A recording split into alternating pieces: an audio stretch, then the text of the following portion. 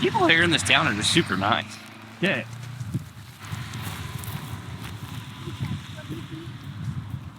The sign holds are Yeah, it's not working. Oh, right here. Some prime real estate. Come on, sign flipper. What? Come on. It's not straight though. I don't like it. There we go. Okay. Push all the way. Oh, I about broke. Just, hey, I'm gonna take Matt's joke that way for conservation, okay? Guys, welcome back to the Hushlife vlog. If you don't know, now you do know. We are doing our conservation project tomorrow. Brush for Bucks. If this is our second annual Brush for Bucks event that we've done next year, so all the money we raise this year, every dollar we raise goes to supporting next year's project. So if you guys weren't able to come out and help us this year, trust me, next year you're gonna have an opportunity as well. We're gonna make it, our plan is to make this thing grow every year. So last year we planted, 3 people go that way. last year we planted like 11,500 seedlings. This year we bumped it up with all your guys' help from last year. We're doing 30,000 sagebrush seedlings tomorrow. Oh, but we got 8 more signs to put out. Come with us. One sec. What's up, guys? Fancy seeing you here. I heard there's a Brush for Bucks event. Planting. It's Dale! Dale! Yeah, this place, it's got a lot of grass and probably weeds and useless feed. We need to rejuvenate this place. Me and Maddie got all the signs put out, which it was a little bit of a struggle just because Southern Idaho is a beautiful place. It's always windy though. So the signs we had worked great, but they were just a little flimsy in the wind, so we had to go and re-secure them with wood dowels that we bought. But we got both. There's basically 3 directions people can come from, so we got all 3 of those marked out. Did you follow the signs today, Taylor? What'd you think about them? They're good. Introduce yourself, by the way, Taylor. I'm Riley. Riley. That's not my name. You should have just rolled with it. I'm Riley. I'm from KZ Top here for Brush for Bucks. Had a good time. Okay, buddy. Thanks for showing up. Yeah. Riley's our first one to show up. Not Taylor. So, anyways, big shout out to Taylor. Do you have a cousin named Taylor? Do you know anybody named Taylor? Taylor in my head. If you guys, if you knew Casey as well as we all know Casey, that is the most Casey thing you'll ever hear. It's Rick. He's terrible at names. Absolutely terrible. Oh, I'm embarrassed for him. He says it with confidence. Yeah. I said it like 4 times before he stopped me. I'm not embarrassed. Yeah. If like I always have this theory, like what if I see orange, right, and what I see as orange is what you see as blue, but we will both know it as orange. It's Taylor. I know him as Taylor. Where are you going with this? Anyway, so we are just finishing up. There were some people, last minute people that bought tickets as of today. So we just are filling up bags for those people, trying to get everything as organized as possible. So in the morning, it's a smooth sailing process.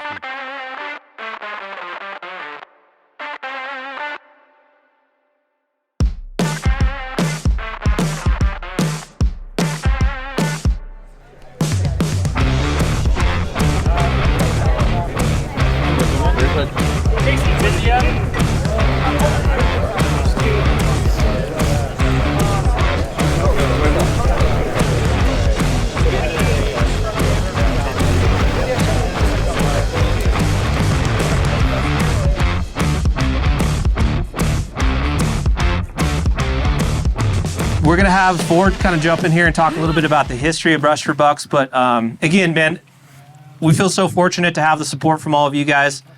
I feel like we're a conduit to being able to do good things. And without all of you, we're not able to do so many of the things that we do. Sweet there. Thanks, Brian. It's just friggin' awesome to have everybody here. It's been such a ride, and it's cool to see what this has become from where it started. And really where it started was kind of the desire to do something. Back in 2018, a couple guys from First Lite came down to sort of this front to help with an Idaho Fish Game planting. And we were like, hell, I think we could just do this ourselves as a company. And so First Lite started buying 1,200 seedlings, once in the spring, once in the fall. And then our employees, we'd shut the office down, our employees would go out and put them in the ground. And then a couple years into that, The guys from Hush came up to catch them. What was that, 2019? 2019, 2020, yeah. 2020, somewhere in there. And they were like, wow, this is pretty cool. Last year, really, we started getting together and talking about how we could make this thing a little bigger, make the impact a little larger. And last year, I think we put in 11,600 plants in the ground, and absolutely couldn't have done it without the Hush team. As Brian alluded, it's a long partnership. It's been awesome. They've been, the best buddies and the best ambassadors we could ask for, and this event is really due to their work. It's been awesome, and like I said, I'm just excited to be able to get out there, put 30,000 plants in the ground, and do something for deer and elk and antelope, sage grouse, and everything else that relies on sagebrush and bitterbrush for survival, especially in the winter. Started in 2018. I just did a quick number addition in my head. I think when we're all said and done today, with Brush for Bucks and First Sight, I think we're going to be about 47,000 seedlings with this group. So if you guys came in early, you probably seen there was a bunch of pronghorn, a bunch of deer, maybe potentially. So what we're doing is we're working with some of our biologists. We have some collar data. We know where a lot of these deer and antelope and elk are going to be wintering. And obviously, if you guys look around, you guys see much for sagebrush or bitterbrush out here? Nope, we had Pony Hills fire in 2013, wiped it out. One thing with sagebrush, once it burns, it's gone. The only way it comes back is via seed. And when these things drop seed, it's not like they're blowing in the wind. They only go a few meters out a year or per year. So hopefully with these plugs, we're going to have greater than 30% survival. That's what we're shooting for. That we're going to actually speed up the recovery on this winter range. We've actually been monitoring seedlings now for almost 10 years. We expect about 50% survival on sagebrush in our region here and about 30% on bitterbrush. So they're not all going to survive, so try to plant them all really well.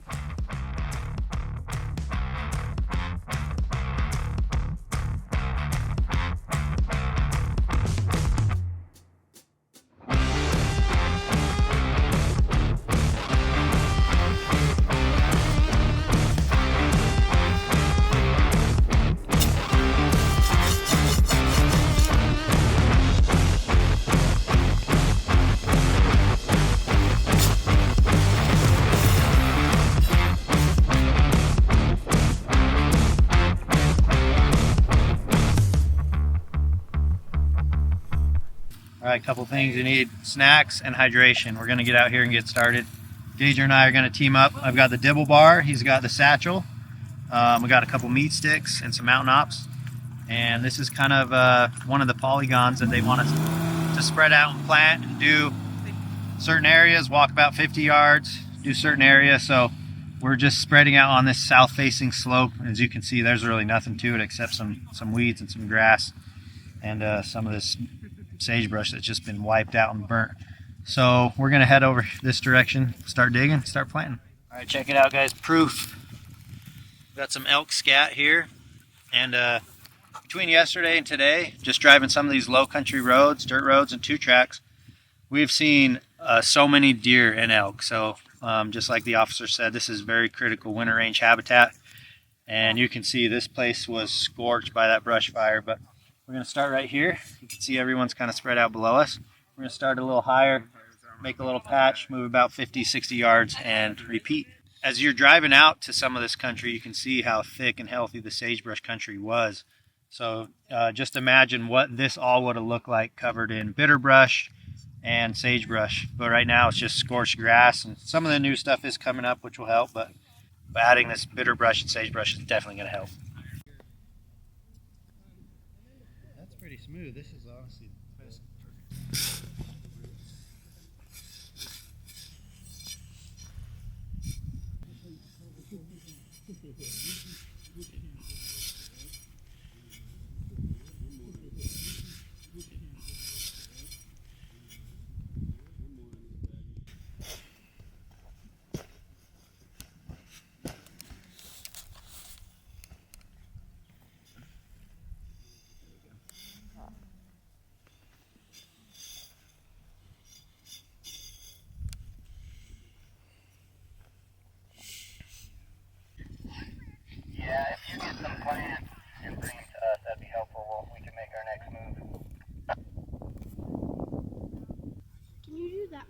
Yep, and then you do this part.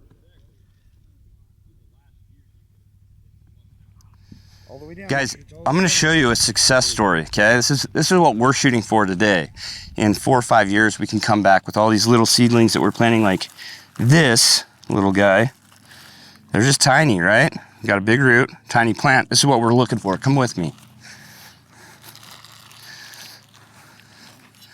This plant, as you can see, is a well-established plant. That thing's throwing seeds. It's giving food for deer, for elk. 4 or 5 years, we want to come back and see a bunch of these spread out on this hillside, from this little plant that we're planting today to that in 4 or 5 years. That's a success story. All right, so let's dig a hole here. Pretty cool, man, that you're doing this today, but when you're old enough to have kids, maybe you can bring them out here, and there's deer and elk that we're going to be enjoying the work that we're doing today. Maybe one day there'll be a time that you can come out and bring one of your boys or your daughters and shoot a deer out in this country. You can tell them about the story that Grandpa brought you out here to plant sagebrush and bitterbrush after a really hard winter. That'd be cool.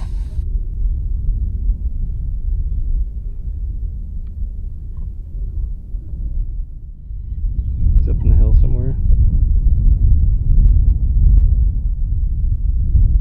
Being out here, boots on the ground, how's this changed your view on conservation and how it affects wildlife in the area? I guess how it's changed my view, it's just good to go ahead and get a recalibration on what it actually takes to reseed a hillscape or try to do this tough work that Mother Nature could do on her own in 1,000 years, but that's not going to work on our timeline.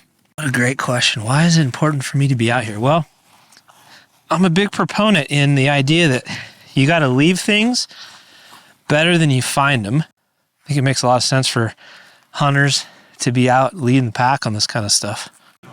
What would you say to someone that doesn't know anything about conservation or why it is so important? Because of human encroachment, you know, these animals need our help. You know, they don't have the range that they used to be able to cover, you know, because of people and houses, and so we need to do our best to help them have the most efficient and best part of the land that they can, you know. Make sure that they have the food necessary to survive these harsh winters out here. How has your view on conservation changed by you physically being out here putting boots on the ground and getting your hands dirty?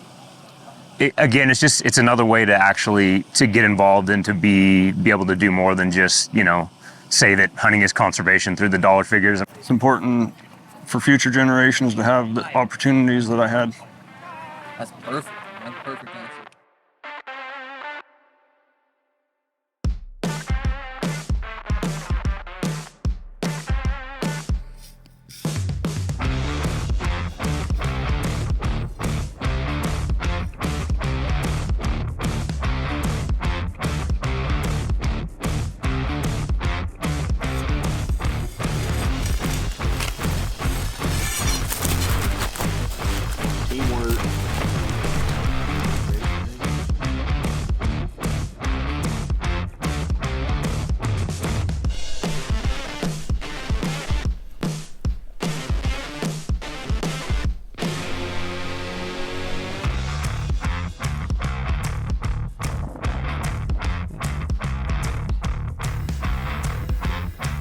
Sitting over there, actually. Cool.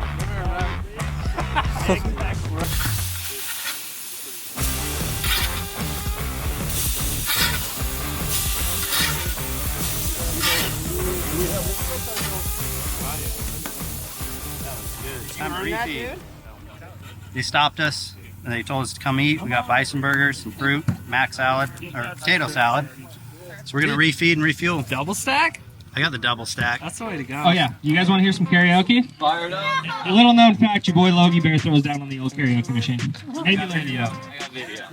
So we have over $13,000 worth of stuff here, donated by some of the best sponsors in the game. $500 gift card to get you some hunting goodies from First Lite.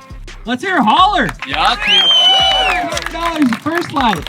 We have a Weatherby Vanguard High Country 6.5 300 Weatherby mag, valued at over $1,000. This is a good one.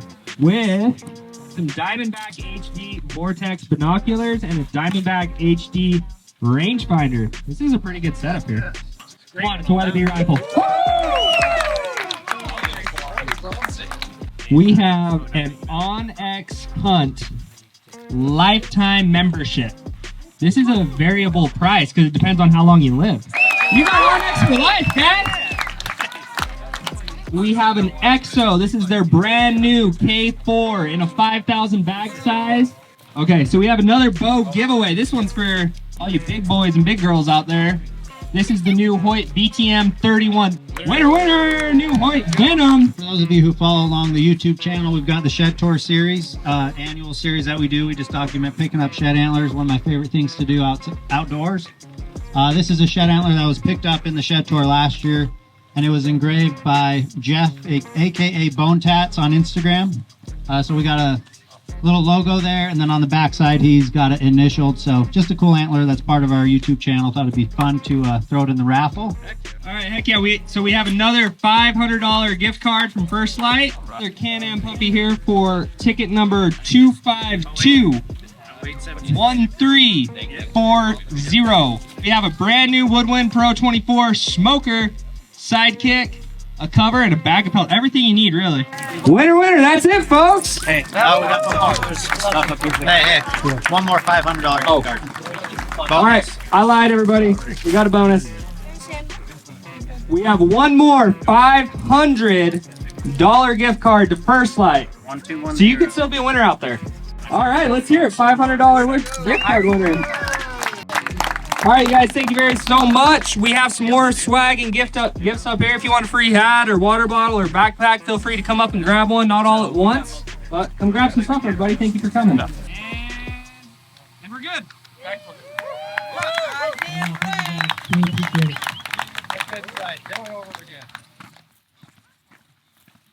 All right, guys, we're gonna wrap this thing up, but we just got word from the team that we are about to hit 30,000. I think he said 30,100, but he said come up the hill. We got a team here, and I really want to say thanks to everyone who came. These guys decided to stay late and do kind of round two after we had bison burger lunch, and we're planting on this side hill here. And with the effort of everyone who stayed and helped, we're gonna hit 30K. So let's go say hi to everybody and thank everybody. Watch out. That's got to be one, huh? 30,000 of those. 30,000. They're all different shapes and sizes. How many? In the dirt. 30,100. That's extra credit. Done. So this is officially the seed number 30,100 for the day. There was a select group of people that stuck around after the raffle, after lunch was served. We are at 6:15 p.m. A lot of people started showing up at 8:15 to 9:15 this morning. And man, what an awesome way to wrap it up as the sun starts cresting over these hills. Couldn't ask for a better day, better weather, better people. And with any luck, we'll be able to make it even better next year. So thank you guys for watching, and let's put the 30,100 seed in the ground. Introduce yourselves. What does it feel like, you know? Feels good. Great. Pretty much like hitting the lottery, except for you don't win any money. Well, I won the camp chef today, so you did win a camp chef, see? 2 of them. That's oh really? Yeah. Karma, guys. Work hard, win prizes. Is that what they say? And if you guys want to help out but you're not able to attend these events, we have partnered with the Mule Deer Foundation this year. So you can make a tax-deductible donation to our Brush for Bucks Habitat Initiative. We'll leave a link in the description box of where you can go. And all you need to do is put Brush for Bucks in the comments section, and 100% of that money will go back into this fund. We have complete oversight on how that money is spent and what future projects we can put it to work on. So thanks again for all your support, and hopefully we see you out here next year. Are we on? Hi, welcome guys. Thank you for supporting Brush for Bucks. And we've got bigger from last year. And if you're not here, you're missing out. Hey, you know what I say? We've grown the event since last year, is the way you'd say that. No, I like how you said it. Just keep... Okay, get him, bud. This whole thing just rides on the coattails of you right now. Go. Here we go. Hi, guys. Thank you, and thank you for supporting Brush for Bucks. My name is Winston, and if you're not here, you're missing out. Here we go. Nailed it. If I watch that video, I'd be like, I want to go hang out with that kid. Here we go. I need that kid in my life.